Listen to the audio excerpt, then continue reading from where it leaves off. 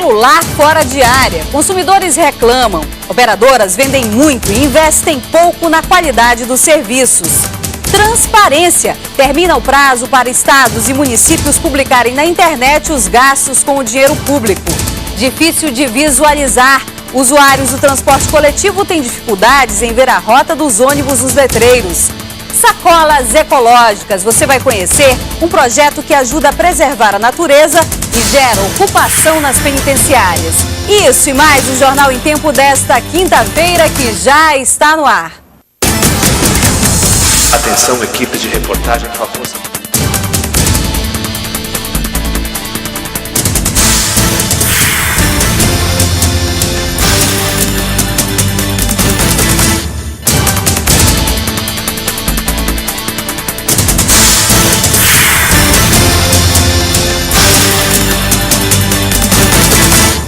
Boa noite para você.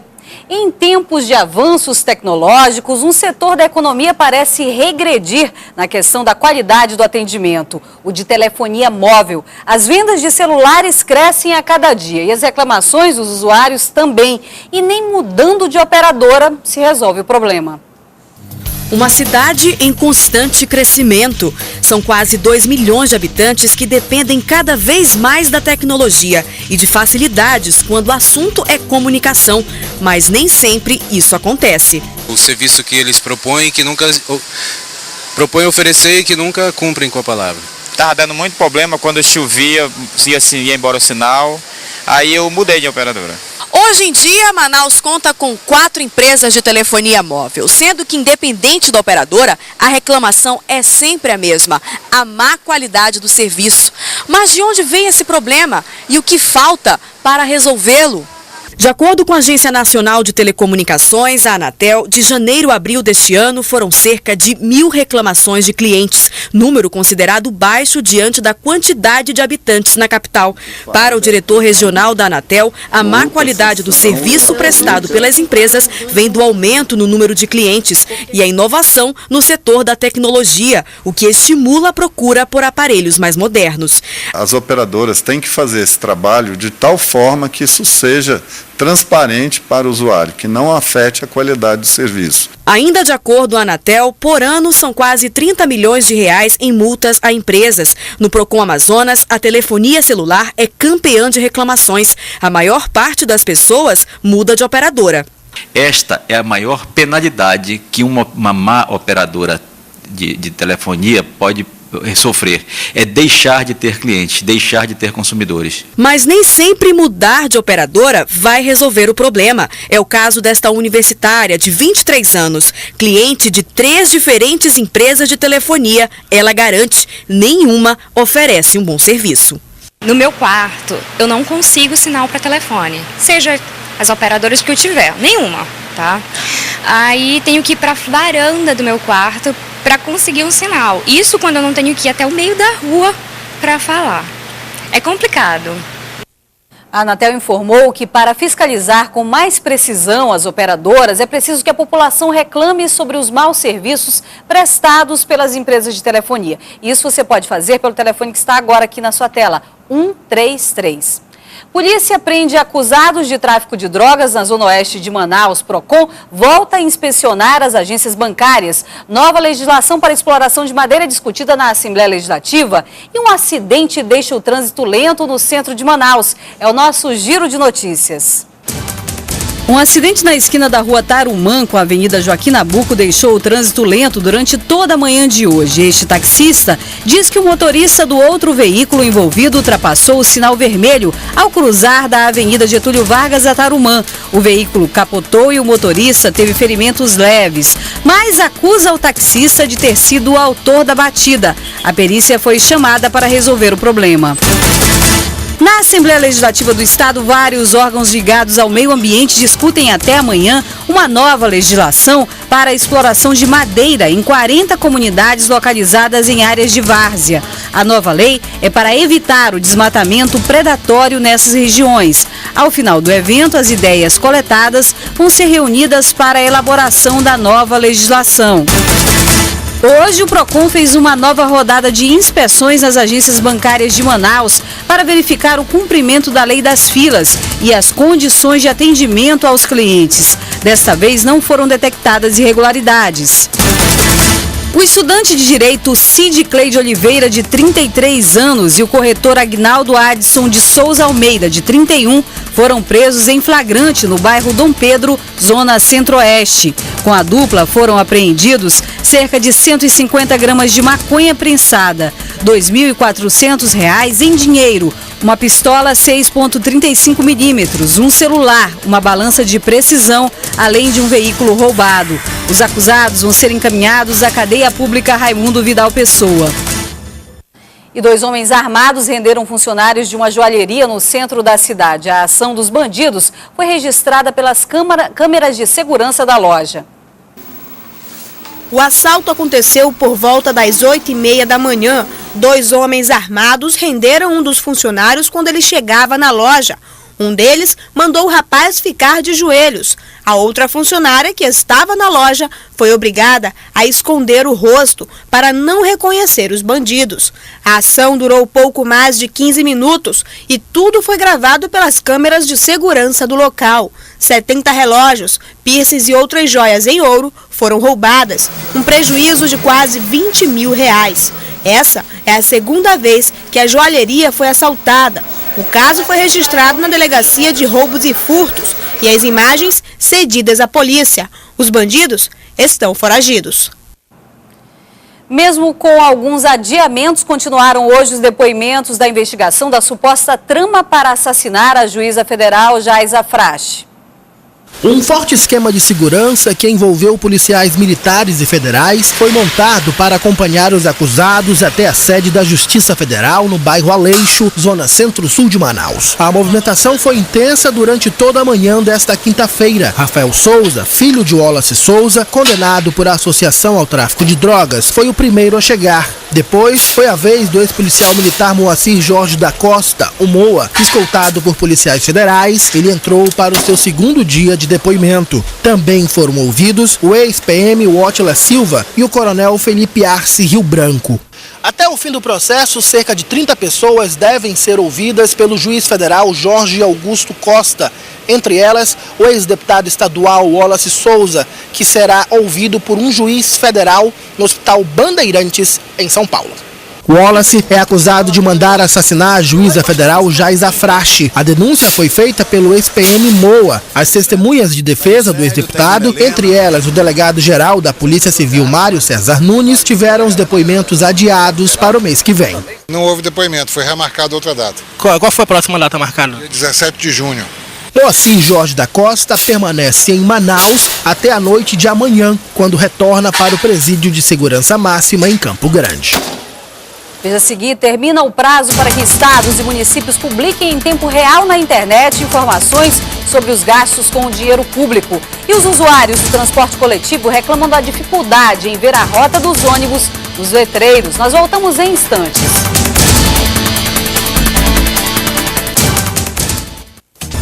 Termina hoje o prazo para que estados e municípios publiquem em tempo real na internet as informações sobre a arrecadação e gastos do dinheiro do contribuinte. A Lei da Transparência, aprovada pelo Congresso no ano passado, passa a valer para o governo federal, estados e municípios com mais de 100 mil habitantes. O presidente da Câmara Municipal de Manaus disse que os gastos administrativos e pessoais dos vereadores já são publicados na internet, mas a atualização não acontece em tempo real. O problema, segundo ele, será corrigido até a próxima semana. Isso trouxe um ganho de qualidade, um ganho de transparência, de controle sobre os gastos do Poder Legislativo, mas, acima de tudo, permite que a população acompanhe aquilo que vem sendo gasto por esse poder. Isso é bom para a sociedade, é bom para a democracia, é bom para os parlamentares. Quem não cumprir a lei pode perder repasses de verbas da União. Em 2009, os estados receberam 3,5 bilhões de reais do governo federal. A notícia também foi bem recebida por deputados da Assembleia Legislativa do Estado. Essa lei é muito importante, é uma lei que vai garantir ao cidadão acesso rápido à informação do gasto público. Isso permite a formação de uma nova consciência, alguns denominam de consciência fiscal, mas eu compreendo que é uma consciência política que inclui o conhecimento de que o gasto público tem que ter qualidade. A fiscalização desta nova lei será feita pelo cidadão. As irregularidades devem ser denunciadas ao Tribunal de Contas e ao Ministério Público. Os municípios com menos de 50 mil habitantes têm até 2013 para se enquadrar na nova lei. Você já pensou em comprar ações de grandes empresas? À primeira vista parece algo difícil, mas por incrível que pareça, qualquer trabalhador, mesmo ganhando um salário mínimo, pode ser um acionista. Este funcionário público investe em empresas como a Vale e Petrobras há pouco mais de um ano. Tem obtido resultados positivos e quer mais. Foi um bom lucro, né, nesse período. Esse momento agora está turbulento, estou aguardando uma definição maior do mercado para me posicionar melhor em outras empresas. O acionista participa dos lucros das empresas, que podem ser repassados 1 ou 2 vezes ao ano, como no caso da Petrobras, ou mensalmente, como é feito pelas redes bancárias. E quanto maior o número de ações, melhor. Se uma ação de banco custa 30 centavos, por exemplo, basta multiplicar esse valor pelo número que o acionista tem em mãos. Se ele tiver comprado 100 ações, vai receber R$30 por mês. Se tiver 1.000 ações, recebe R$300. É como se fosse uma poupança ou um salário extra. Não precisa ter muito dinheiro para aplicar em bolsa. E não existe também um prazo mínimo para você ficar com as ações. Então está ao alcance de qualquer pessoa. Vamos esquecer aquela coisa que para investir em bolsa precisa ter muito dinheiro. No Amazonas, cerca de 2.000 pessoas investem em ações empresariais. Vamos saber agora qual é a previsão do tempo para sexta-feira com Luiz e Simões.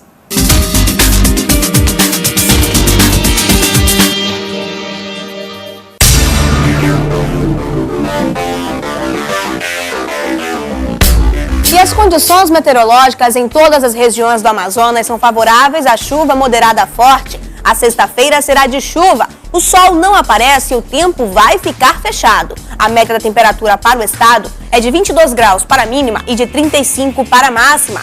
Já em Manaus, o forte sol dos últimos dias deu uma trégua. A quinta-feira foi de chuva rápida em algumas áreas da cidade. Mas o tempo ficou fechado durante todo o dia. E para esta sexta-feira, o tempo vai continuar nublado com possibilidade de chuva em áreas isoladas. A temperatura mínima é de 25 e a máxima não passa dos 34 graus.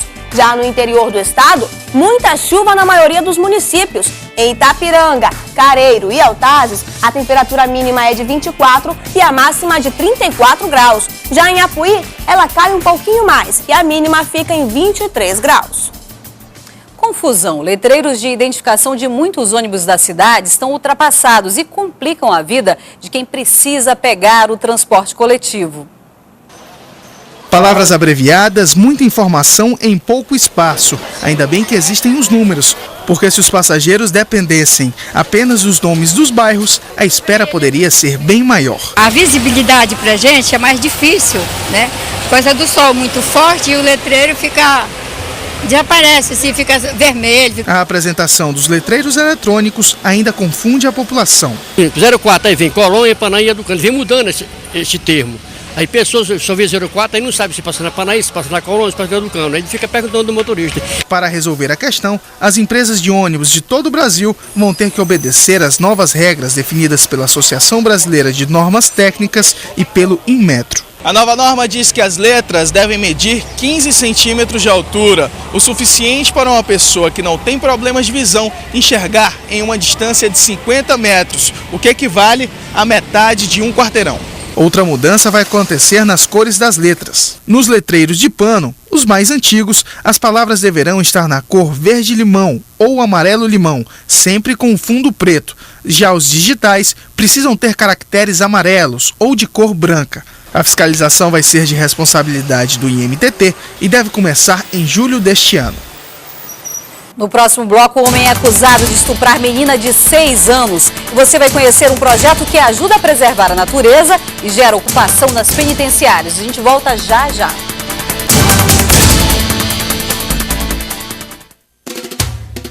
Criança de 6 anos é estuprada em casa e o acusado é o padrasto da menina. As informações com a repórter Flávia Rezende. Olha, Marcelo, o acusado de estuprar uma garota de 6 anos é o Mário Augusto Leitão da Silva, de 19 anos. Ele vivia com a mãe da criança. Ele agora está sendo mantido no 9º DIP e à noite vai ser transferido para a penitenciária Raimundo Vidal Pessoa. A denúncia surgiu de 2 testemunhas que viram os maus tratos com a criança. Flávia Rezende para o Jornal em Tempo. Obrigada, Flávia. E uma boa notícia para quem vai tirar ou renovar o visto para viagens aos Estados Unidos. A partir de amanhã, sexta-feira, o visto americano passa a ter validade de 10 anos e não mais de 5 para idas de turismo e negócio realizadas por brasileiros. Em nota conjunta, o Ministério das Relações Exteriores do Brasil e a Embaixada dos Estados Unidos afirmaram que a concessão é recíproca, mas quem mora aqui em Manaus ainda terá que ir a Brasília, Rio de Janeiro ou São Paulo para conseguir o visto americano. Modificações no período da Copa. Shoppings e lojas do centro mudam os horários de funcionamento. E a Polícia Militar já planeja o esquema de segurança nos dias de jogos. Bolas e bandeiras no teto. Patriotismo na camisa. A decoração em clima de Copa do Mundo já tomou conta dos estabelecimentos do centro da cidade. Boas expectativas até para quem vende produtos sem relação com o esporte, como essa loja. Estamos na expectativa de uma melhora de 80% referente ao mês passado, né? Deu para perceber que no período pré-Copa sobra trabalho, mas isso deve mudar quando os jogos começarem.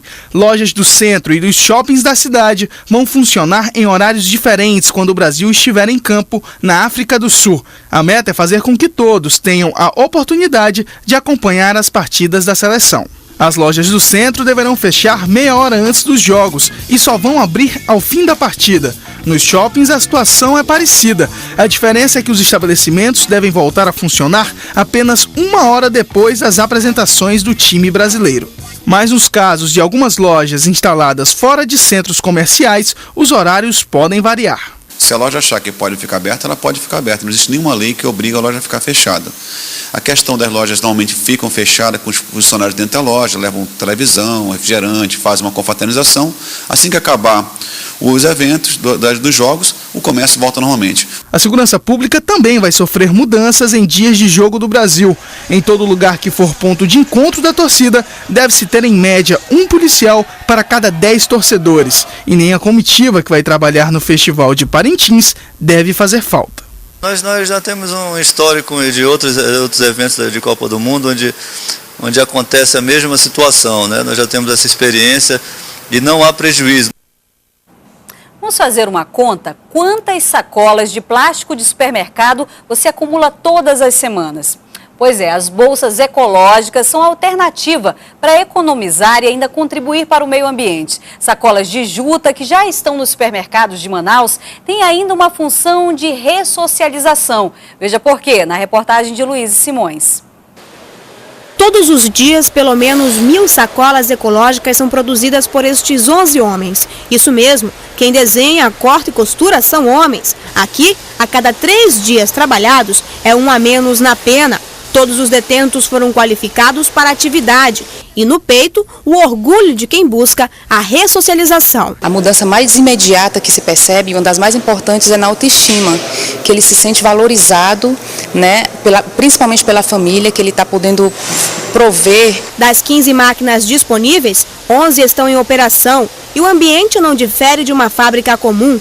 8 horas de trabalho, parada para almoço, salário mínimo e outros benefícios. Eles recebem salário mínimo, só não são regidos pelo regime seletista, mas todos os outros direitos são respeitados. E além de poder ajudar no sustento de seus familiares que se encontram do lado de fora, eles podem remir pena. A sacola de juta não é apenas benefício para o meio ambiente.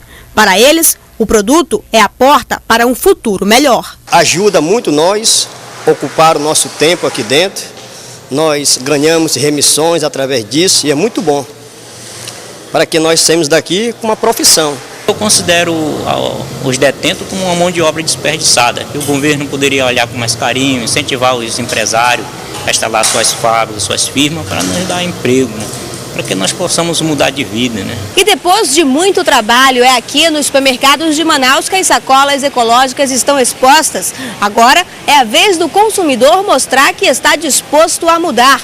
A troca da sacola de plástico pela de juta representa economia e consciência ambiental.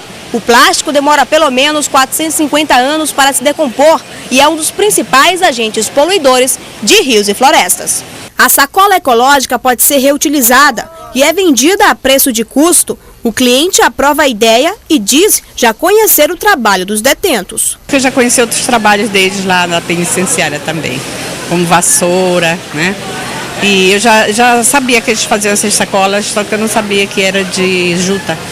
O que achou? Achei muito bom. Mas independente de quem faz ou quem vende, as sacolas de juta são o primeiro passo para uma mudança de consciência social e ambiental. Por hoje é só. Outras informações a qualquer momento na nossa programação e amanhã ao 12h15 no Agora.